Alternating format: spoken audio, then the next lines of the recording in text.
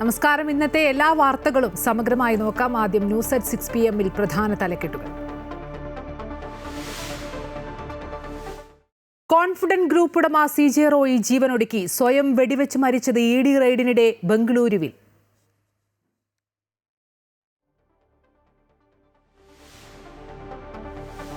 Rapid rail മണ്ടൻ പദ്ധതിയെന്ന് E Sreedharan. RRTA selection സ്റ്റണ്ടെന്നും മെട്രോമാൻ. E ശ്രീധരന്റെ അതിവേഗ പാതയിൽ കേന്ദ്രത്തിൽ നിന്ന് ഒരറിയിപ്പും ലഭിച്ചിട്ടില്ലെന്ന് മന്ത്രി P രാജീവ്. കേന്ദ്ര ബഡ്ജറ്റിൽ കേരളത്തിന് അതിവേഗ റെയിൽ പ്രഖ്യാപിച്ചാൽ അംഗീകരിച്ച് മുന്നോട്ടു പോകുമെന്നും മന്ത്രി. അതിവേഗ റെയിൽ വേണമെന്ന് MV ഗോവിന്ദൻ. E ശ്രീധരന് പരിഹാസം.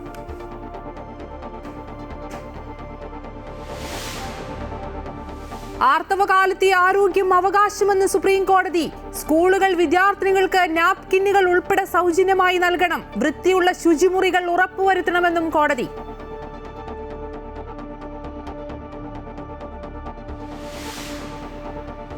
CPM പുറത്താക്കിയ V കുഞ്ഞികൃഷ്ണന്റെ പുസ്തക പ്രകാശനത്തിന് പോലീസ് സംരക്ഷണത്തിന് ഉത്തരവിട്ട് ഹൈക്കോടതി. KK രാഗേഷ് ഉൾപ്പെടെയുള്ളവർക്ക് നോട്ടീസ്. പാർട്ടിക്കെതിരെ രൂക്ഷ വിമർശനവുമായി V കുഞ്ഞികൃഷ്ണന്റെ പുസ്തകം. നേതൃത്വത്തെ അണികൾ തിരുത്തണമെന്ന പുസ്തകം അടുത്ത മാസം 4-ന് പ്രകാശനം ചെയ്യും.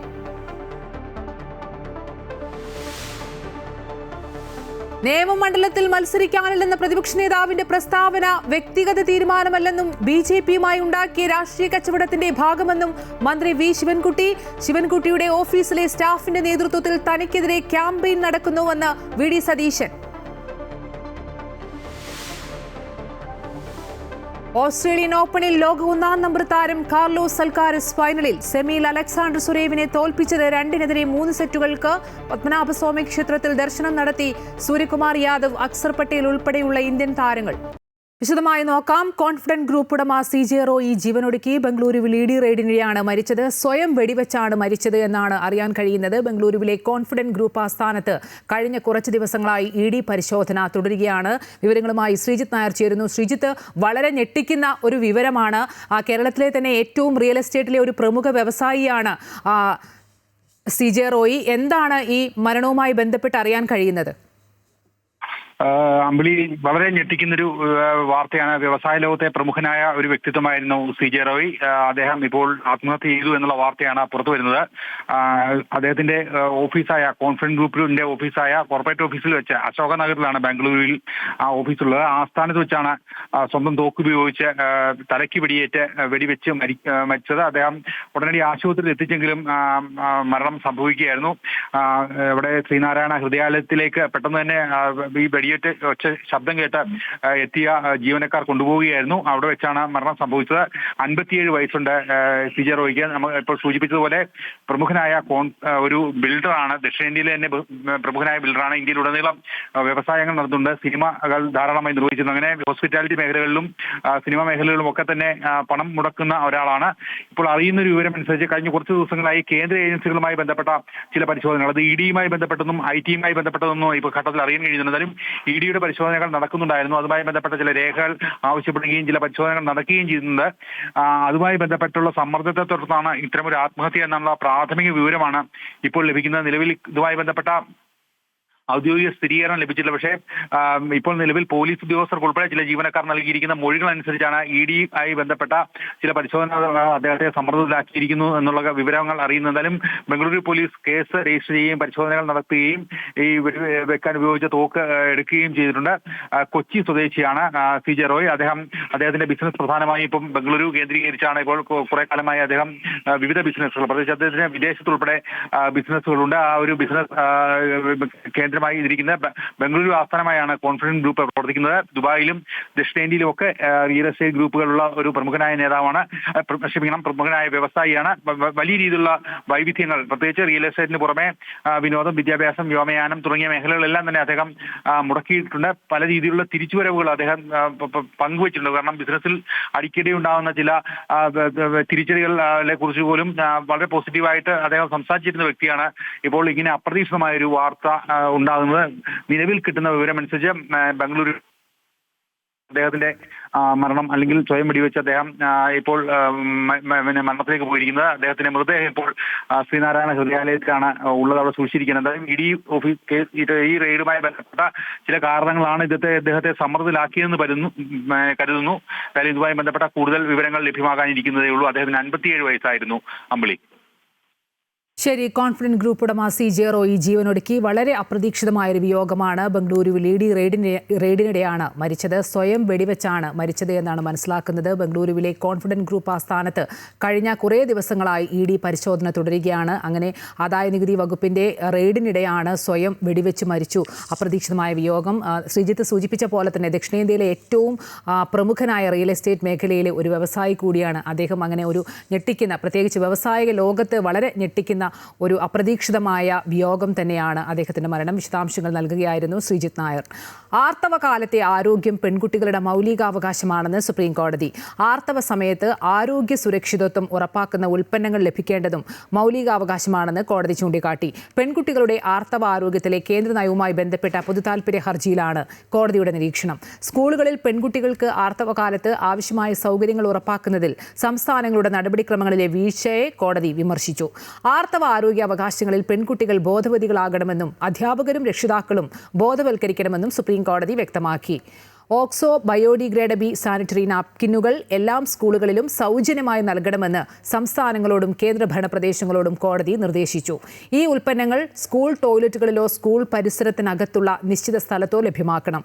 ആർത്തവ ശുചിത്വത്തെക്കുറിച്ചും ആർത്തവ ചക്രത്തെക്കുറിച്ചുമുള്ള പരിശീലനവും ബോധവൽക്കരണ പരിപാടികളും കോടതി നിർബന്ധമാക്കി.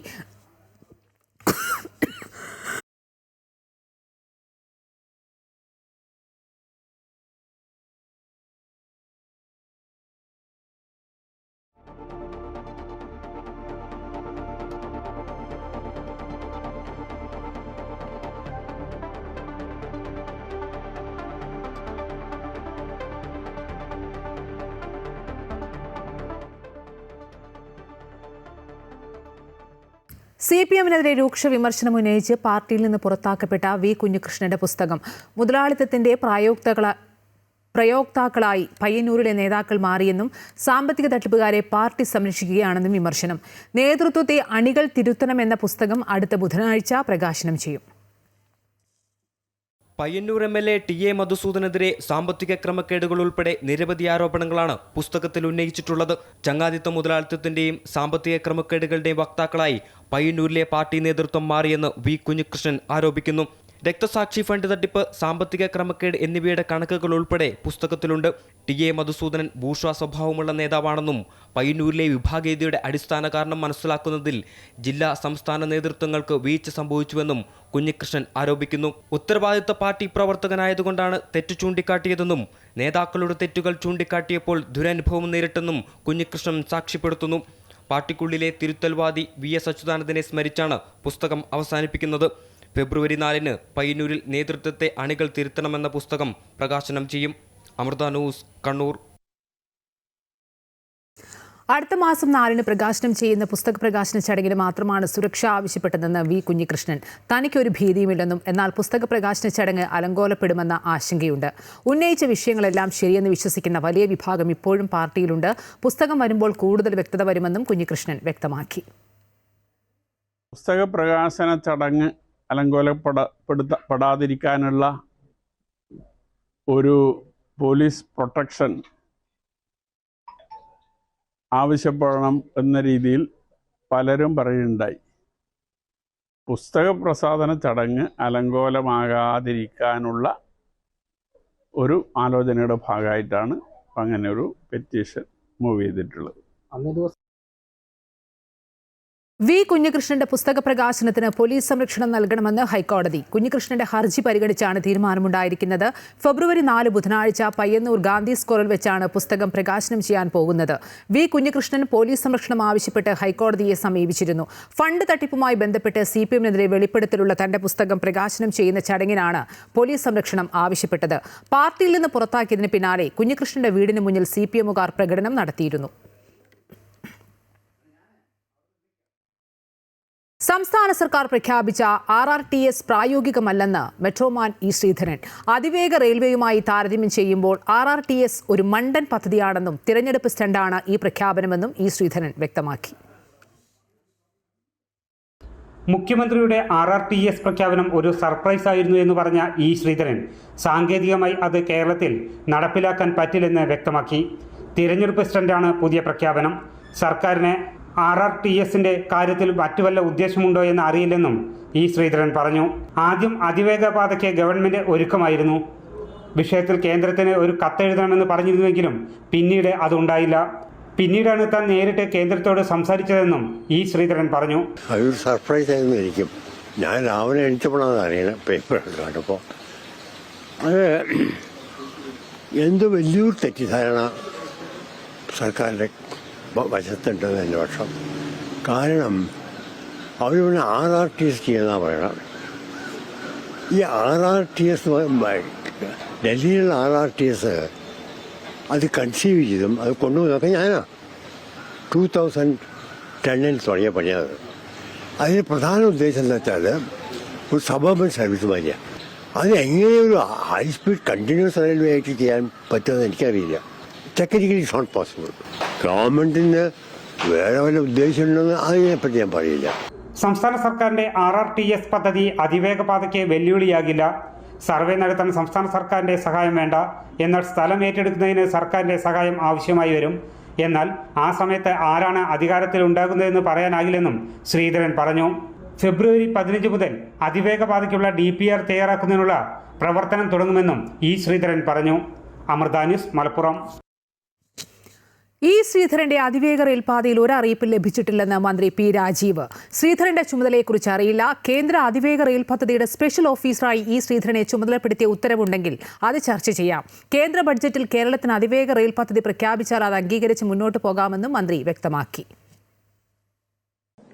കേന്ദ്ര നഗര വികസന മന്ത്രി കൂടി പങ്കെടുത്ത നഗരാസൂത്രണം സംബന്ധിച്ച ശില്പശാലയിൽ കേന്ദ്രമന്ത്രി തന്നെ അദ്ദേഹത്തിന്റെ പ്രസംഗത്തിൽ പറഞ്ഞു, ഈ റാപ്പിഡ് ട്രാൻസ്പോർട്ട് സിസ്റ്റം കേരളം ഇത് സംബന്ധിച്ചുള്ള പ്രപ്പോസൽ നൽകണം.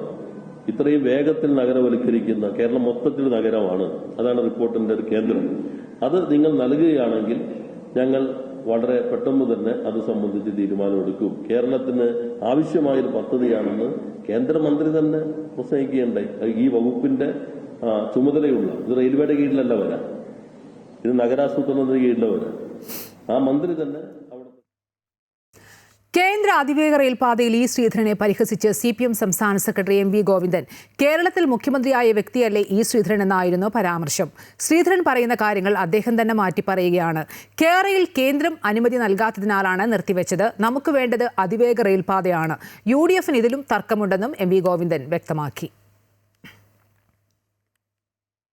കോഴിക്കോട് മലാപ്പറമ്പിൽ പോസ്റ്റിൽ നിന്നും റോഡിലേക്ക് വീണ കേബിളിൽ കുരുങ്ങി യുവാവിന് പരിക്ക്. കുന്നമംഗലം സ്വദേശിയായ ബിജുവിനാണ് പരിക്കേറ്റത്. കൈപ്പത്തിയിൽ ആഴത്തിൽ മുറിവേറ്റ ബിജുവിനെ സ്വകാര്യ ആശുപത്രിയിൽ പ്രവേശിപ്പിച്ചു. ബൈക്കിന് വേഗത കുറവായതുകൊണ്ടാണ് കഴുത്തിൽ കേബിൾ കുരുങ്ങാതിരുന്നതെന്നും ബിജു പ്രതികരിച്ചു. നേമത്തും പറവൂരും കോൺഗ്രസും BJP ഡീലെന്ന് മന്ത്രി വി ശിവൻകുട്ടി. നേമത്ത് കോൺഗ്രസ് BJPക്ക് വോട്ട് നൽകുമ്പോൾ പറവൂരിൽ BJP കോൺഗ്രസിനെ സഹായിക്കും. പറവൂരിൽ ജനങ്ങൾ കോൺഗ്രസിനെതിരാണ്. ഒറ്റയ്ക്ക് അവിടെ ജയിക്കാൻ കോൺഗ്രസിനാകില്ല. സോണിയാഗാന്ധിയെ താൻ അപമാനിച്ചിട്ടില്ലെന്നും ബജറ്റ് അവതരിപ്പിച്ചപ്പോൾ VD സതീശൻ അസ്വസ്ഥനാണെന്നും വി ശിവൻകുട്ടി പറഞ്ഞു. നേമത്ത് മത്സരിക്കുമോ എന്ന ശിവൻകുട്ടിയുടെ വെല്ലുവിളിയോട് പ്രതികരിച്ച് പ്രതിപക്ഷ നേതാവ് VD സതീശൻ അതിനൊന്നും മറുപടി പറയാൻ താനില്ലെന്നും വി ശിവൻകുട്ടി നല്ല സംസ്കാരവും നിലവാരവുമുള്ള ആളാണെന്നും തനിക്ക് അത്രയും നിലവാരവും സംസ്കാരവും ഇല്ലെന്നും അദ്ദേഹം കൂട്ടിച്ചേർത്തു. അതേസമയം ശിവൻകുട്ടിയുടെ ഓഫീസിലെ സ്റ്റാഫിന്റെ നേതൃത്വത്തിൽ തനിക്കെതിരെ ക്യാമ്പയിൻ നടക്കുന്നുവെന്നും ദിവസവും തനിക്കെതിരെ 10 കാർഡ് ഇറക്കുകയാണെന്നും അദ്ദേഹം വ്യക്തമാക്കി. ഏറ്റവും കൂടുതൽ ഡെയിലി ഒരു 20 കാർഡ് AKG സെന്ററിൽ നിന്നും ഒരു 10 കാർഡ് ഈ മന്ത്രിയുടെ അടുത്തും വരുവാണ്. എന്നെ ഇങ്ങനെ സഹായിക്കല്ലേ എന്നാണ് എൻ്റെ വിനയപൂർവ്വമായ അഭ്യർത്ഥന. നെഗറ്റീവാണെങ്കിലും നോക്കുമ്പോൾ ഞാൻ എന്നെ മാത്രം കാണുള്ളൂ. എന്തെല്ലാം കാര്യങ്ങളാണ് പറയുന്നത്. ഒരുപാട് കാര്യങ്ങൾ ഇങ്ങനെ ദുഷ്പ്രചരണം നടത്തിയാണ്. അതിനിങ്ങനെ എന്നെ തൊട്ടിയിട്ട് പിടിക്കാൻ നോക്കിയതാണ് ഇപ്പോൾ ഇതിലൊന്നും ഞാൻ തീരുവില്ല. അതിനൊന്നും അദ്ദേഹമായിട്ടൊന്നും മത്സരിക്കാൻ ഞാനില്ല. അദ്ദേഹം വലിയ ഒരാളാണ്. എനിക്ക് സംസ്കാരവും നിലവാരവും കുറവാണെന്നാണ് അദ്ദേഹം പറഞ്ഞത്. അദ്ദേഹത്തിന് വളരെയധികം സംസ്കാരവും നിലവാരമുള്ള ആളാണ് അദ്ദേഹം. എനിക്ക് അതിൽ തർക്കമില്ല. നല്ല നിലവാരമുള്ള ആളാണ് അദ്ദേഹം. ഞാൻ അദ്ദേഹത്തെക്കാൾ നിലവാരം കുറഞ്ഞ ഒരാളാണ്. തർക്കമില്ലല്ലോ. അപ്പോൾ ഞാൻ നിലവാരം കുറഞ്ഞ ആളാണെന്ന് പറഞ്ഞിട്ട് എന്നെ വെല്ലുവിളിക്കുകയല്ലേ. ഞാൻ നിലവാരം കുറഞ്ഞ ഒരാൾ, അദ്ദേഹത്തെക്കാൾ നിലവാരം. താൻ എവിടെയും പോകുന്നില്ലെന്നും തനിക്ക് രാഷ്ട്രീയം പറയാനല്ല മറിച്ച് രാഷ്ട്രത്തിന് വേണ്ടി സംസാരിക്കാനാണ് ആഗ്രഹമെന്നും ശശി തരൂർ MP. പാർട്ടി വിടുമെന്ന് മാധ്യമങ്ങളല്ലേ പറയുന്നതെന്നും കഴിഞ്ഞ കാര്യങ്ങളെക്കുറിച്ച് സംസാരിച്ചിട്ട് കാര്യമില്ലെന്നും അദ്ദേഹം പറഞ്ഞു. പാർട്ടിക്ക് നിലപാടുള്ള വിഷയത്തിൽ ഞാൻ വേറെ അഭിപ്രായം പറയാറില്ലെന്നും തന്റെ നിലപാട് പ്രോ BJP അല്ലെന്നും അദ്ദേഹം വ്യക്തമാക്കി. ഞാൻ പറയാം, ഞാൻ എവിടേക്കും പോകില്ല, ഞാൻ കോൺഗ്രസ് തന്നെയാണ്. ഈ തെരഞ്ഞെടുപ്പിനെ സജീവമായി കാണും, UDFന്റെ വിജയത്തിന് വേണ്ടി ഇറങ്ങും, അതൊക്കെ പറയാം. പക്ഷേ അത് എന്നോട് മാത്രം ഇത് പറയാൻ ആവശ്യപ്പെടുന്നതാണ് ചോദ്യം. എന്താണ് എൻ്റെ ഒരു കുഴപ്പം? നിങ്ങൾക്ക് എന്നെക്കുറിച്ച് എന്താ നിങ്ങളുടെ മനസ്സിലുള്ള ചോദ്യം എനിക്ക് മനസ്സിലായിട്ടില്ല. പക്ഷേ എന്തായാലും ഞാനുണ്ട്, ഇനിയും കണ്ടുകൊണ്ടിരിക്കും. തരൂർ നേരത്തെ തന്നെ സജീവമാണെന്നും ഈ തെരഞ്ഞെടുപ്പിൽ 140 മണ്ഡലങ്ങളിലും അദ്ദേഹത്തിന്റെ മുഖമുണ്ടാകുമെന്നും പ്രതിപക്ഷ നേതാവ് VD സതീശൻ പറഞ്ഞു. ഞങ്ങളുടെ അഭിമാനമാണ് ശശി തരൂരെന്നും 100 സീറ്റുകളിലധികം നേടാനുള്ള പോരാട്ടത്തിന്റെ മുഖമായിരിക്കും തരൂരെന്നും അദ്ദേഹം വ്യക്തമാക്കി. ഈ തെരഞ്ഞെടുപ്പിൽ അദ്ദേഹത്തിന്റെ മുഖം കേരളത്തിലെ 140 നിയോജകമണ്ഡലങ്ങളുണ്ടാവും. ശശി തരൂർ എന്ന് പറയുന്ന ഒരു വ്യക്തി ഒരു വിശ്വപൗരനായിട്ടുള്ള വ്യക്തിയാണ്. കോൺഗ്രസിന്റെ അഭിമാനമായിട്ടുള്ള ഒരാളാണ്. അദ്ദേഹം വിദേശ സർവീസിൽ നിന്ന് വന്ന ഒരാളാണ്. അദ്ദേഹം ഈ ലോകം അറിയപ്പെടുന്ന എഴുത്തുകാരനാണ്. അദ്ദേഹത്തെ ഇഷ്ടപ്പെടുന്ന വലിയൊരു സമൂഹം കേരളത്തിലെ ജനങ്ങളുടെ ഇടയിലുണ്ട്. അവരുടെ ഇടയിലേക്ക് അദ്ദേഹം വരികയാണ് ഈ തെരഞ്ഞെടുപ്പിൽ UDFന് പിന്തുണയുമായിട്ട്. ബാക്കി നിങ്ങളെന്ന് പറഞ്ഞപ്പോൾ ഞാൻ പറഞ്ഞില്ലേ, അതെല്ലാം തെറ്റായ വാർത്തകളാണ്, അടിസ്ഥാനമില്ലാത്ത വാർത്തകളാണ്, വെറുതെ LDF ക്യാമ്പിൽ നിന്ന് പ്രചരിപ്പിച്ച വാർത്തകളാണ്. ആ വാർത്തയ്ക്കൊന്നും അടിസ്ഥാനമില്ല. നിയമസഭാ തെരഞ്ഞെടുപ്പിൽ കോൺഗ്രസുമായി സീറ്റ് ചർച്ചകൾ നടന്നിട്ടില്ലെന്ന് Kerala Congress chairman PJ Joseph കോതമംഗലത്ത് പറഞ്ഞു. സീറ്റ് വെച്ച് മാറുമോ വിട്ടുകൊടുക്കലോ ആയി ബന്ധപ്പെട്ട് ഒരാലോചനകളും ഉണ്ടായിട്ടില്ലെന്നും വിജയസാധ്യതയ്ക്കായിരിക്കും മുൻഗണനയെന്നും PJ ജോസഫ് പറഞ്ഞു. അങ്ങനെ ഒരു ചർച്ചയുണ്ടായിട്ടില്ല. അത് ചർച്ച ചെയ്യുമ്പോൾ മുന്നണി ജയിക്കുന്നതിനെ സംബന്ധിച്ചുള്ള ചർച്ച വരുമ്പോൾ ആലോചിക്കുന്നതാണ്.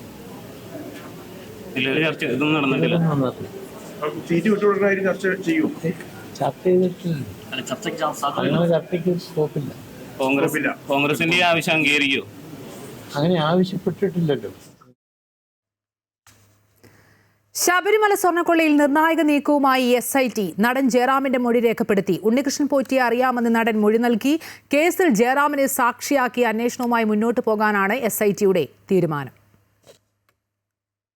ശബരിമല സ്വർണ്ണക്കൊള്ളയിൽ നടൻ ജയറാമിന്റെ മൊഴി രേഖപ്പെടുത്തി പ്രത്യേക അന്വേഷണ സംഘം ചെന്നൈയിലെ വീട്ടിലെത്തിയാണ് മൊഴി രേഖപ്പെടുത്തിയത്. ഉണ്ണികൃഷ്ണൻ പോറ്റിയെ അറിയാമെന്ന് ജയറാം മൊഴി നൽകി. ശബരിമലയിൽ വച്ചാണ് പോറ്റിയെ പരിചയപ്പെട്ടത്. പോറ്റി നിരവധി തവണ പൂജകൾക്കായി വീട്ടിലെത്തിയിട്ടുണ്ട്. ദ്വാരപാലക ശില്പപാളികളും ശ്രീകോവിൽ വാതിലും വീട്ടിൽ കൊണ്ടുവന്നുവെന്നും പ്രത്യേക അന്വേഷണ സംഘത്തിന് ജയറാം മൊഴി നൽകി. പോറ്റിയെ വിശ്വാസമായിരുന്നു. കട്ടിളപ്പാളി സ്മാർട്ട് ക്രിയേഷൻസിൽ പൂജിച്ചിരുന്നു. പൂജയിൽ പോറ്റി വിളിച്ചപ്പോൾ പങ്കെടുത്തു. വാതിൽപ്പാളികൾ കോട്ടയം ഇളമ്പള്ളി ക്ഷേത്രത്തിലെ ഘോഷയാത്ര നടത്തിയപ്പോഴും പങ്കെടുത്തു. എന്നാൽ ഇതിനു പിന്നിലുള്ള സാമ്പത്തിക ഇടപാടോ തട്ടിപ്പോ അറിയില്ലെന്നും ജയറാം വ്യക്തമാക്കി. ബെല്ലാരിയിലെ സ്വർണ്ണ വ്യാപാരിയായ ഗോവർദ്ധനെയും പരിചയമുണ്ടെന്ന് ജയറാം മൊഴി നൽകിയിട്ടുണ്ട്. ശബരിമല സ്വർണ്ണക്കൊള്ളക്കേസിൽ ജയറാം സാക്ഷിയാകും. അമൃത ന്യൂസ്, തിരുവനന്തപുരം. ശബരിമലയിലെ കട്ടിളപ്പാളി, ദ്വാരപാലക ശില്പങ്ങൾ തുടങ്ങിയവയിലെ സ്വർണത്തിന്റെ അളവ് തിട്ടപ്പെടുത്താൻ വീണ്ടും പരിശോധന വേണമെന്ന് SIT. കട്ടിളപ്പാളികളിലെ സ്വർണം കട്ടെങ്കിലും പാളികൾ ആകെ മാറ്റിയിട്ടില്ലെന്നാണ് ശാസ്ത്രീയ പരിശോധനയ്ക്ക് ശേഷം VSSC ശാസ്ത്രജ്ഞർ സ്ഥിരീകരിച്ചിട്ടുള്ളത്. എന്നാൽ കട്ടിളപ്പാളിയിലെയും ദ്വാരപാലക ശില്പങ്ങളിലെയും സ്വർണത്തിന്റെ അളവിൽ കുറവുണ്ടായതായി പരിശോധനയിൽ കണ്ടെത്തിയിരുന്നു. ഈ സാഹചര്യത്തിൽ സ്വർണത്തിന്റെ അളവ് തിട്ടപ്പെടുത്താനാണ് വീണ്ടും സാമ്പിളുകൾ ശേഖരിക്കാൻ SIT തീരുമാനിച്ചത്. ഇതിനായി ഹൈക്കോടതിയിൽ നിന്ന് വീണ്ടും അനുമതി തേടും. ശബരിമല സന്നിധാനത്തെ ദ്വാരപാലക പാളിയിൽ 394.6 ഗ്രാം സ്വർണവും കട്ടിളപ്പാളികളിൽ 409 ഗ്രാം സ്വർണവും പൂശിയെന്നാണ് പോറ്റിയുടെ മൊഴി. ശബരിമല സ്വർണ്ണ കവർച്ച കേസിൽ അറസ്റ്റിലായ മുൻ എക്സിക്യൂട്ടീവ് ഓഫീസർ സുധീഷ് കുമാറിന്റെ ജാമ്യ ഹർജി തിങ്കളാഴ്ച കൊല്ലം വിജിലൻസ് കോടതി പരിഗണിക്കും. 2 കേസുകളിലും അറസ്റ്റിലായി റിമാൻഡ് കാലാവധി 90 ദിവസം കഴിഞ്ഞത് കാട്ടിയാണ് ഇന്ന് ഹർജി സമർപ്പിച്ചത്. ശബരിമല മുൻ അഡ്മിനിസ്ട്രേറ്റീവ് ഓഫീസർ മുരാരി ബാബുവിന് പിന്നാലെ അറസ്റ്റിലായ ആളാണ് സുധീഷ് കുമാർ. സ്വർണ്ണപ്പാളികൾ കടത്തുമ്പോൾ സുധീഷ് കുമാർ ആയിരുന്നു ശബരിമലയിൽ എക്സിക്യൂട്ടീവ് ഓഫീസർ. ഫെബ്രുവരി 2 കോടതി ജാമ്യ ഹർജികൾ പരിഗണിക്കും. SIT ഇതുവരെ കുറ്റപത്രം സമർപ്പിക്കാത്തതിനാൽ സ്വാഭാവിക ജാമ്യം അനുവദിച്ചു നൽകാനാണ് സാധ്യത.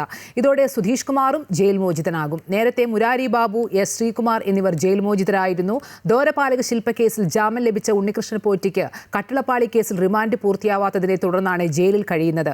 വരും ദിവസങ്ങളിൽ ഉണ്ണികൃഷ്ണൻ പോറ്റിയും ജാമ്യ ഹർജി സമർപ്പിക്കും.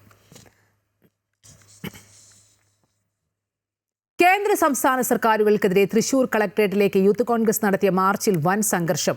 പോലീസും യൂത്ത് കോൺഗ്രസ് പ്രവർത്തകരും തമ്മിലാണ് സംഘർഷമുണ്ടായത്. സംഭവത്തിൽ യൂത്ത് കോൺഗ്രസ് സംസ്ഥാന അധ്യക്ഷൻ OJ ജനീഷിനെ അടക്കം പോലീസ് അറസ്റ്റ് ചെയ്തു.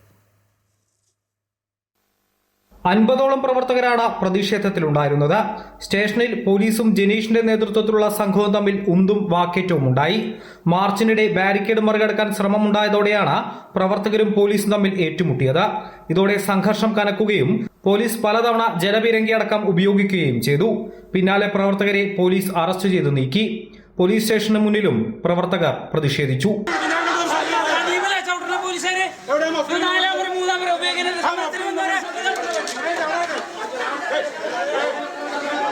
കളക്ടറേറ്റിനു സമീപത്തെ മുഖ്യമന്ത്രിയുടെ ഫ്ലെക്സിലേക്ക് പ്രവർത്തകർ കരിയോയിലെറിഞ്ഞു.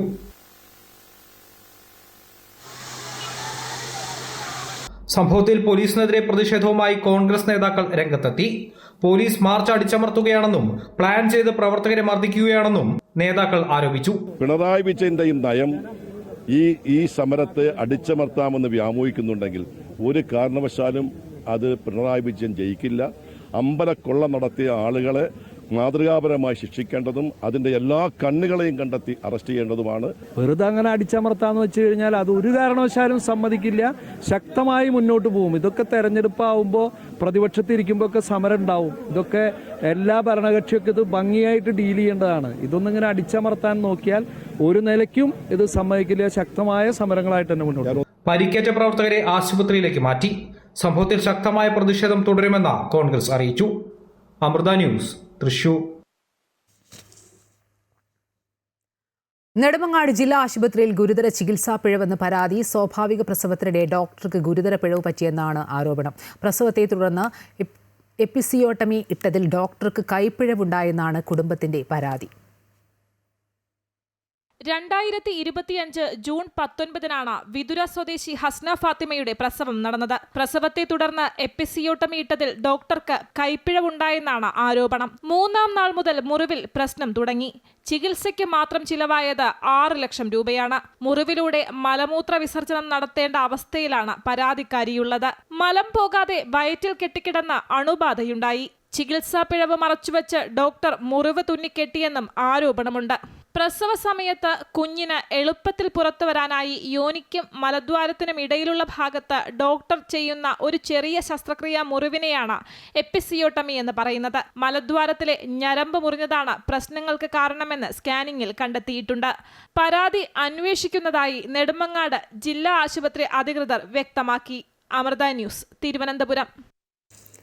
സർക്കാർ ആശുപത്രികളിലെ ചികിത്സാ പിഴവുകൾ ഒറ്റപ്പെട്ട സംഭവമെന്ന നിലയിൽ തള്ളിക്കളയാനാകില്ലെന്ന് മുൻ MP സെബാസ്റ്റ്യൻ പോൾ. പല വികസിത രാജ്യങ്ങളിലും കാണാൻ കഴിയാത്ത ചികിത്സാ സംവിധാനങ്ങൾ കേരളത്തിൽ കാണാം. എന്നാൽ അതൊക്കെ നശിപ്പിക്കുന്ന പ്രവർത്തനങ്ങൾ നടക്കുന്നുവെന്നും സെബാസ്റ്റ്യൻ പോൾ പറഞ്ഞു. ചികിത്സാ പിഴവുകൾക്കെതിരെ എറണാകുളം DMO ഓഫീസിന് മുന്നിൽ ജനനീതി സംരക്ഷണ വേദി നടത്തിയ പ്രതിഷേധ പരിപാടിയിൽ സംസാരിക്കുകയായിരുന്നു അദ്ദേഹം. അത്യാധുനിക സംവിധാനങ്ങൾ ഉണ്ടായിരിക്കെ സംസ്ഥാനത്തെ മെഡിക്കൽ കോളേജുകളടക്കമുള്ള ആശുപത്രികളിൽ ചികിത്സാ പിഴവുണ്ടാകുന്നതിനെതിരെയാണ് ഇടതുപക്ഷ MP കൂടിയായിരുന്ന ഡോക്ടർ സെബാസ്റ്റ്യൻ പോളിന്റെ വിമർശനം. പല വികസിത രാജ്യങ്ങളിലും കാണാൻ കഴിയാത്ത ചികിത്സാ സംവിധാനങ്ങൾ കേരളത്തിൽ കാണാം. എന്നാൽ അതൊക്കെ നശിപ്പിക്കുന്ന പ്രവർത്തനങ്ങൾ അംഗീകരിക്കാൻ കഴിയില്ല. ഇങ്ങനെയൊക്കെ സംഭവിക്കുമോ എന്ന് സംശയിക്കുന്ന കാര്യങ്ങളാണ് കേരളത്തിൽ നടക്കുന്നത്. ഇതിനോട് ഭരണകൂടത്തിന്റെ പ്രതികരണം തന്നെ ആശാവഹമായ കാര്യമല്ലെന്നും സെബാസ്റ്റ്യൻ പോൾ കൂട്ടിച്ചേർത്തു. സർക്കാർ ആശുപത്രികളിലെ ചികിത്സാ പിഴവുകൾ ഒറ്റപ്പെട്ട സംഭവമെന്ന നിലയിൽ തള്ളിക്കളയാനാകില്ലെന്നും സെബാസ്റ്റ്യൻ പോൾ അഭിപ്രായപ്പെട്ടു. കേരളത്തിലെ ആരോഗ്യരംഗത്തെക്കുറിച്ച് ഉള്ള ഏത് ചർച്ചയിലും ഉയർന്നു വരുന്ന കുറേ പേരുകളും സംഭവങ്ങളും ഒരു സിസ്റ്റത്തിന് സംഭവിക്കുന്ന അപഭ്രംശം എന്ന രീതിയിൽ, ഒറ്റപ്പെട്ട സംഭവങ്ങൾ എന്ന രീതിയിൽ തള്ളിക്കളയാൻ കഴിയാത്ത വിഷയമാണ്. നമുക്ക് വളരെ നിസ്സാരം എന്ന് നമുക്ക് പെട്ടെന്ന് തോന്നിയേക്കാം. ഇതൊക്കെ സംഭവിക്കുമോ എന്ന് പോലും തോന്നിയേക്കാം. പക്ഷെ അങ്ങനെയുള്ള കാര്യങ്ങൾ നമ്മുടെ നാട്ടിൽ സംഭവിച്ചുകൊണ്ടിരിക്കുന്നു. അതേക്കുറിച്ചുള്ള ഭരണകൂടത്തിൻ്റെ പ്രതികരണം തന്നെ നമുക്ക് ആശാവഹമായ കാര്യമല്ല. അന്വേഷിക്കുന്നു, റിപ്പോർട്ട് വരട്ടെ എന്ന് നിരന്തരം പറഞ്ഞാൽ പ്രശ്നങ്ങൾക്ക് പരിഹാരമുണ്ടാവില്ല. സാധാരണക്കാരന്റെ ഗതികേട് കൊണ്ടാണ് സർക്കാർ ആശുപത്രികളെ സമീപിക്കേണ്ടി വരുന്നതെന്ന് എറണാകുളം MP ഹൈബി ഈഡൻ കുറ്റപ്പെടുത്തി. മന്ത്രിമാരും മുഖ്യമന്ത്രിയും സർക്കാർ ആശുപത്രിയിൽ പോകുന്നില്ല. കേരളത്തിന്റെ മികച്ച ആരോഗ്യ മോഡൽ നിലനിൽക്കുമ്പോഴാണ് ചികിത്സയ്ക്കായി മന്ത്രിമാർ വിദേശത്തേക്ക് പോകുന്നതെന്നും ഹൈബി ഈഡൻ വിമർശിച്ചു. നമ്മുടെ സംസ്ഥാനത്ത് ഒരൽപ്പം പവർഫുള്ളായിട്ടുള്ള അധികാര കേന്ദ്രങ്ങളിൽ ആക്സസ് ഉള്ള ആളുകളുണ്ടെങ്കിൽ, പണം കൊണ്ട് അവർക്ക് ഇത്രയെങ്കിലും സാമ്പത്തികമായ മെച്ചപ്പെട്ട ഒരവസ്ഥയുള്ള ആളുകളാണ് എങ്കിൽ അവരൊന്ന് സർക്കാർ ആശുപത്രിയിൽ പോകില്ല എന്നുള്ളത് മാത്രമല്ല, രണ്ട്, അവർക്കെല്ലാം ഇതുപോലെയുള്ള ഗതികേട് ഉണ്ടാകില്ല എന്നുള്ളതാണ് യാഥാർത്ഥ്യം. നമ്മുടെ മന്ത്രിമാര്, മുഖ്യമന്ത്രി അടക്കം ഏറ്റവും മികച്ച കേരളത്തിന്റെ ആരോഗ്യ മോഡൽ നിലനിൽക്കുമ്പോഴും പോകുന്നത് വിദേശങ്ങളിലേക്ക്, അമേരിക്കയിലേക്ക് അടക്കമുള്ള രാജ്യങ്ങളിലേക്ക് ട്രീറ്റ്മെന്റിന് വേണ്ടി, ഏറ്റവും സ്പെഷ്യലൈസ്ഡ് ആയിട്ടുള്ള ട്രീറ്റ്മെന്റിന് വേണ്ടി പോവുകയാണ്. ചികിത്സാ പിഴവുകൾക്കെതിരെ എറണാകുളം DMO ഓഫീസിന് മുന്നിൽ ജനനീതി സംരക്ഷണ വേദി നടത്തിയ പ്രതിഷേധ പരിപാടിയിൽ സംസാരിക്കുകയായിരുന്നു ഇരുവരും. ചികിത്സാ പിഴവുകൾക്ക് ഇരയായവരും പ്രതിഷേധ പരിപാടിയിൽ പങ്കെടുത്തു. അമൃത ന്യൂസ്, കൊച്ചി. പരസ്യ മദ്യപാനം ചോദ്യം ചെയ്ത പോലീസുകാർക്ക് മർദ്ദനമേറ്റു. Kottarakkara control room sub inspector Rajesh, driver Nixon എന്നിവർക്കാണ് പ്രതികളിൽ നിന്നും മർദ്ദനമേറ്റത്. പ്രതികൾ മദ്യപിച്ച് വാഹനം ഓടിച്ചു വന്നത് ചോദ്യം ചെയ്തതിലുള്ള വിരോധമാണ് അക്രമത്തിന് കാരണം. കൊല്ലം സ്വദേശികളായ വെങ്കടേഷ്, മനീഷ് എന്നിവരെ കൊട്ടാരക്കര പോലീസ് പിടികൂടി. സംസ്ഥാന ബജറ്റിൽ കുട്ടനാട്ടിനെ സർക്കാർ അവഗണിച്ചു എന്ന് ചൂണ്ടിക്കാട്ടി നെൽ കർഷക സംരക്ഷണ സമിതിയുടെ നേതൃത്വത്തിൽ കർഷകർ ആലപ്പുഴ കളക്ടറേറ്റിലേക്ക് മാർച്ച് നടത്തി. കൃഷിയെ മുന്നോട്ട് കൊണ്ടുപോകാൻ കഴിയാത്ത വിധം കർഷകരുടെ പ്രതിസന്ധികൾ രൂക്ഷമാകുമ്പോഴും ഇടത് സർക്കാർ കർഷകരെയും കാർഷിക മേഖലയെയും സംരക്ഷിക്കാൻ ഒന്നും ചെയ്യുന്നില്ല എന്നാണ് നെൽ കർഷക സംരക്ഷണ സമിതിയുടെ ആക്ഷേപം. കുട്ടനാട്ടിലെ നെൽകർഷകർ ദീർഘകാലങ്ങളായി അനുഭവിക്കുന്ന ദുരിതങ്ങൾക്ക് അറുതി വരുത്തുവാൻ കഴിയുന്ന പ്രഖ്യാപനങ്ങളൊന്നും ബജറ്റിലില്ല എന്നാണ് നെൽകർഷക സംരക്ഷണ സമിതിയുടെ ആക്ഷേപം. വേലിയേറ്റ സമയത്ത് ഓരുവെള്ളം കുട്ടനാട്ടിലെ നെൽകൃഷിക്ക് ഭീഷണിയാകുന്നു എന്ന കർഷകരുടെ പരാതിയെ തുടർന്ന് തണ്ണീർമുക്കം ബണ്ട്, തോട്ടപ്പള്ളി സ്പിൽവേ എന്നിവിടങ്ങളിലെ ഷട്ടറുകൾ അടച്ചെങ്കിലും പരിഹാരമായിട്ടില്ല. സ്പിൽവേയുടെ ആഴം കൂടിയതും ഷട്ടറുകളുടെ തകർച്ചയുമാണ് ഓരുവെള്ളത്തിൽ കുട്ടനാട് മുങ്ങാൻ കാരണം. എന്നാൽ ഈ വിഷയത്തിൽ ശാശ്വത പരിഹാരം കാണാൻ ഒരിടപെടലും ഉണ്ടായിട്ടില്ല. ഇതിനു പുറമെ 2023-24 ഉപ്പുവെള്ള ഉഷ്ണതരംഗ കൃഷിനാശത്തിന് സർക്കാർ പ്രഖ്യാപിച്ച നഷ്ടപരിഹാരം ഇനിയും നൽകിയിട്ടില്ല. അധാർമിക കിഴിവുകൊള്ള സമ്പ്രദായം അവസാനിപ്പിക്കുക, ഹാൻഡ്ലിംഗ് ചാർജ് സമ്പൂർണ്ണമായും സർക്കാർ നൽകുക, പമ്പിംഗ് സബ്സിഡി കാലോചിതമായി വർദ്ധിപ്പിക്കുക, രാസവള വില വർധനവ് പിൻവലിക്കുക, ലഭ്യത ഉറപ്പാക്കുക തുടങ്ങി വിവിധ ആവശ്യങ്ങൾ ഉന്നയിച്ചാണ് നെൽകർഷക സംരക്ഷണ സമിതി ആലപ്പുഴ കളക്ടറേറ്റിന് മുന്നിൽ പ്രകടനവും ധർണയും സംഘടിപ്പിച്ചത്.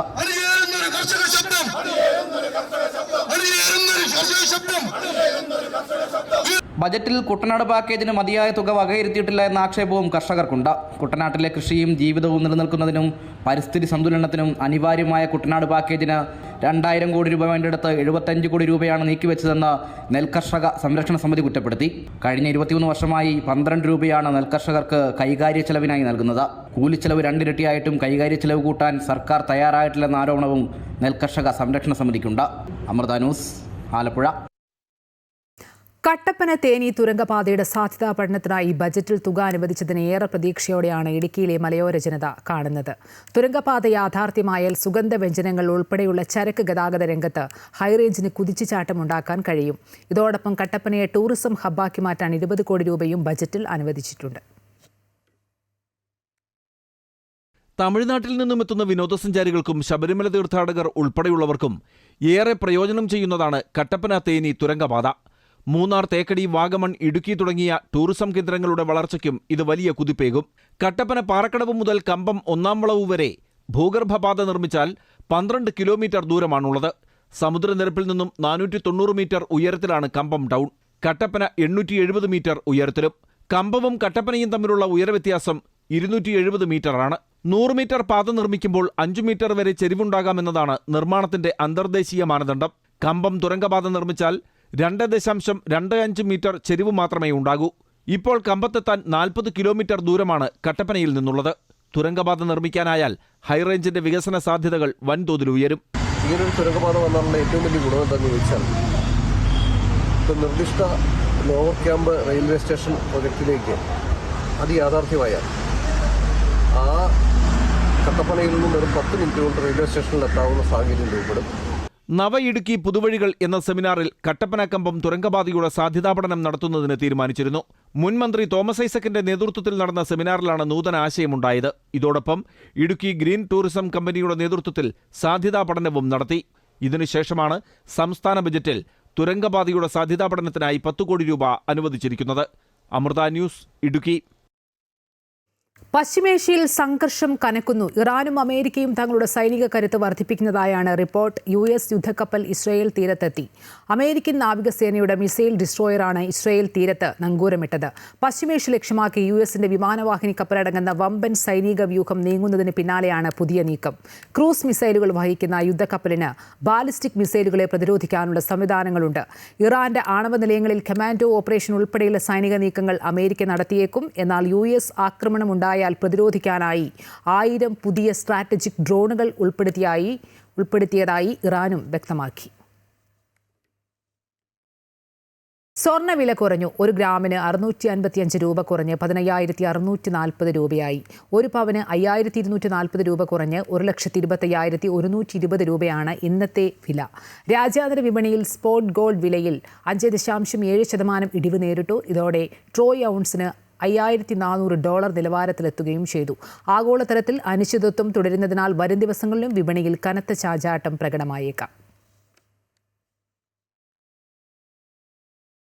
ഇന്റർനാഷണൽ ക്യൂസിംഗ് അസോസിയേഷൻ അമൃത വിശ്വവിദ്യാപീഠവുമായി ചേർന്ന് സംഘടിപ്പിക്കുന്ന സംസ്ഥാനതല ക്യൂസിംഗ് ചാമ്പ്യൻഷിപ്പിന്റെ കാസർഗോഡ് ജില്ലാതല മത്സരം Kanhangad south government vocational higher secondary സ്കൂളിൽ നടന്നു. പൊതുവിദ്യാഭ്യാസ മേഖലയിൽ ഉൾപ്പെടെ ശ്രദ്ധയാകർഷിക്കുന്ന ക്യൂസിംഗ് ചാമ്പ്യൻഷിപ്പിന്റെ 13ാമത് ജില്ലാതല മത്സരം വിദ്യാർത്ഥികൾക്ക് അറിവും ആവേശവും പകർന്നു. കാഞ്ഞങ്ങാട് നഗരസഭാ ചെയർമാൻ VV രമേശൻ വിജയികൾക്കുള്ള സമ്മാനങ്ങൾ വിതരണം ചെയ്തു. ചരിത്രം, ശാസ്ത്രം തുടങ്ങി പൊതുവിജ്ഞാനത്തിന്റെ വിവിധ തലങ്ങളെ സ്പർശിച്ചുകൊണ്ടുള്ള ക്യൂസിംഗ് ചാമ്പ്യൻഷിപ്പിൽ ജൂനിയർ, സബ് ജൂനിയർ വിഭാഗങ്ങളിലായി 80 ടീമുകൾ മത്സരിച്ചു. Kanhangad south government vocational higher സെക്കൻഡറിയിൽ ഇന്റർനാഷണൽ ക്യൂസിംഗ് അസോസിയേഷനും അമൃത വിശ്വവിദ്യാപീഠവും ചേർന്ന് സംഘടിപ്പിച്ച ജില്ലാതല ക്യൂസ് മത്സരം അറിവിന്റെ ലോകത്തെ മികച്ച അനുഭവമെന്ന് കുട്ടികൾ പറഞ്ഞു. നല്ലൊരു അനുഭവമായിരുന്നു. കുറെ റൗണ്ട്സ് ആയിട്ട് ക്വിസ് നടത്തി. കണക്ഷൻസ് ഒക്കെ ഇംഗ്ലീഷ് ഉള്ള ക്വിസ് ഒക്കെ ഉണ്ടായിരുന്നു. നമുക്ക് കുറച്ച് വർക്ക്ഔട്ട് ചെയ്ത് ആൻസറിലേക്ക് എത്തുന്ന ക്വസ്റ്റ്യൻസ് ഉണ്ടായിരുന്നു. നല്ലൊരു എക്സ്പീരിയൻസ് ആയിരുന്നു. നല്ല മത്സരമായിരുന്നു. പലതരത്തിലുള്ള റൗണ്ട്സ് ഉണ്ടായിരുന്നു. പിന്നെ കുറെ സ്പോർട്സും ആർട്സും ഹിസ്റ്ററിയും ഒക്കെ ഉണ്ടായിരുന്നു. ചിത്രങ്ങൾ പ്രദർശിപ്പിച്ചുകൊണ്ടുള്ള ക്യൂസിംഗിന്റെ അവതരണ രീതി വ്യത്യസ്തവും കുട്ടികൾക്ക് പ്രചോദനമേകുന്നതെന്നും രക്ഷിതാക്കൾ പ്രതികരിച്ചു. എല്ലാം സ്ക്രീനിൽ കാണിച്ചിട്ട് അതിനെക്കുറിച്ചിട്ടാണ് മറ്റ് വെച്ചാല് അവര് പുസ്തകങ്ങളിലൂടെ പഠിച്ചിട്ട് വായിച്ചത് മാത്രമാണ്, ചിത്രങ്ങളിലൂടെ ഒന്നുമില്ല. അതിൽ ഒരുപാട് വ്യത്യസ്തമായിട്ടാണ് ഇവിടെ കണ്ടത്. സംസ്ഥാന ക്യൂസിംഗ് ചാമ്പ്യൻഷിപ്പിന്റെ 13ാമത് ജില്ലാതല മത്സരമാണ് കാഞ്ഞങ്ങാട് നടന്നത്. വാശിയേറിയ മത്സരങ്ങളാണ് ജൂനിയർ, സബ് ജൂനിയർ വിഭാഗങ്ങളിൽ നടന്നു വരുന്നത്. കുട്ടികളെല്ലാം പുതിയ ഫിസിക്കലി പുതിയ ഫോർമാറ്റിലേക്ക് എല്ലാവരും അഡ്ജസ്റ്റ് ചെയ്ത് വരുന്നതാണ്. അവരെല്ലാവരും അതിന്റെ റൂൾസും അതിന്റെ സ്കിൽ എന്തൊക്കെയാണ് നമ്മൾ ഡെവലപ്പ് ചെയ്യുന്നത് എന്നുള്ളതൊക്കെ മനസ്സിലാക്കി തന്നെയാണ് ഇപ്പോൾ കുട്ടികൾ കളിക്കുന്നത്. അതുകൊണ്ട് തന്നെ നമുക്ക് വളരെയധികം സന്തോഷം. കുട്ടികൾ വരുന്നു, പാർട്ടിസിപ്പേറ്റ് ചെയ്യുന്നു, അതിനായി കഠിനമായി പരിശ്രമിക്കുന്നു എന്നത് കാണുമ്പോൾ ഐക്യയുടെ ഭാഗത്തു നിന്ന് വളരെയധികം സന്തോഷം. കാസർഗോഡ് ജില്ലാതല മത്സരത്തിന്റെ സബ് ജൂനിയർ വിഭാഗത്തിൽ നീലേശ്വരം സെന്റ് ആൻസ് AP സ്കൂളിലെ C Harigovind and P Aaron ജോണും, ജൂനിയർ വിഭാഗത്തിൽ മഞ്ചേശ്വരം SATHSSലെ KP പൂജാലക്ഷ്മി ആൻഡ് മുഹമ്മദ് ഹവാസ് എന്നിവരും ജേതാക്കളായി. കാഞ്ഞങ്ങാട് നഗരസഭാ ചെയർമാൻ VV രമേശൻ ക്യാഷ് പ്രൈസുകളും ട്രോഫികളും വിജയികൾക്ക് സമ്മാനിച്ചു. സബ് ജൂനിയർ വിഭാഗത്തിൽ GHSS Bethurpara Chinmaya Vidyalayam Kasaragod, GVHSS Kanhangad, junior വിഭാഗത്തിൽ GHSS Cheemeni, GHSS Bethurpara, GVHSS Ambalathara ടീമുകളും ഫൈനലിൽ കടന്ന് യഥാക്രമം 2, 3, 4 സ്ഥാനങ്ങൾ കരസ്ഥമാക്കി. ഇരു വിഭാഗങ്ങളിലുമായി 70,000 രൂപയുടെ ക്യാഷ് പ്രൈസുകൾ വിജയികൾ സ്വന്തമാക്കി. Amrita news, Kasaragod. Australian open പുരുഷ സിംഗിൾസിൽ സ്പെയിനിന്റെ ലോക 1-ാം നമ്പർ താരം കാർലോസ് അൽക്കാരസ് ഫൈനലിൽ. സെമിയിൽ ജർമ്മൻ താരം അലക്സാണ്ടർ സുരേവിനെ തോൽപ്പിച്ചാണ് അൽക്കാരസ് ഫൈനലിലെത്തിയത്. 5 സെറ്റ് നീണ്ട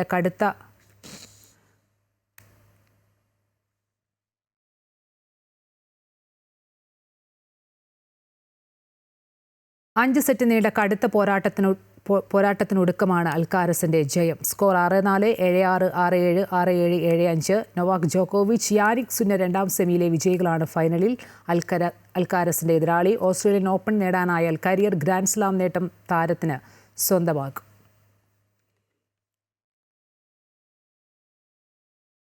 തിരുവനന്തപുരം ഗ്രീൻഫീൽഡ് സ്റ്റേഡിയത്തിൽ നടക്കാനിരിക്കുന്ന 5ാം T20 മത്സരത്തിന് മുന്നോടിയായി ഇന്ത്യൻ ടീം ശ്രീപത്മനാഭസ്വാമി ക്ഷേത്ര ദർശനം നടത്തി. വടക്കേനട വഴിയാണ് താരങ്ങളെത്തിയത്. സൂര്യകുമാർ യാദവ്, അക്സർ പട്ടേൽ, റിങ്കു സിംഗ്, വരുൺ ചക്രവർത്തി, അഭിഷേക് ശർമ്മ തുടങ്ങിയ താരങ്ങളാണ് ക്ഷേത്രത്തിലെത്തിയത്. ക്രിക്കറ്റ് പ്രേമികൾ ആകാംക്ഷയോടെ കാത്തിരിക്കുന്ന ഇന്ത്യ-ന്യൂസിലൻഡ് T20 പരമ്പരയിലെ 5ാം മത്സരം നാളെ വൈകിട്ട് 7 മണിക്കാണ്. സഞ്ജു സാംസണിന്റെ സാന്നിധ്യം ആരാധകർക്ക് ആവേശം പകരുന്നുണ്ട്.